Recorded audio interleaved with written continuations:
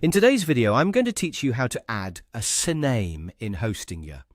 If you need to connect a subdomain to another service or point it to a different host name, adding a key name record is a common and important task. I'll walk you through the process clearly so you can follow along inside your Hostinger account without confusion. To get started, open your Hostinger account and sign in. Once you're inside the dashboard, look for the Domains section. This is where Hostinger lets you manage everything related to your domain settings, including DNS records. After you click Domains, find the domain you want to work with and select Manage. This will open the control area for that specific domain. Take a moment to make sure you've chosen the correct domain before moving on, especially if you manage more than one. Next, click DNS. This is the section where you can view, edit, and add DNS records for your domain. DNS settings control how different parts of your domain behave, so it's important to enter the information carefully and exactly as provided by the service you're connecting.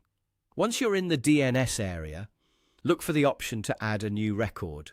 In the Type field, select CNAME. A CNAME record is used when you want one name, usually a subdomain, to point to another domain name instead of directly to an IP address. Now enter the name value.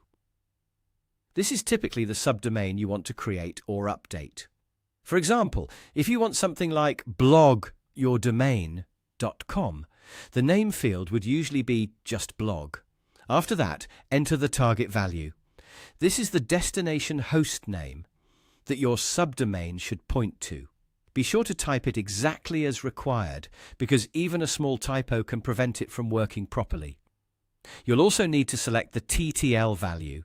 TTL stands for time to live, and it controls how long DNS information is cached before refreshing.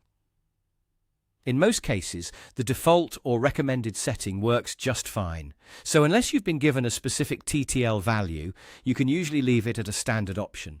Once everything is filled in, click Add Record.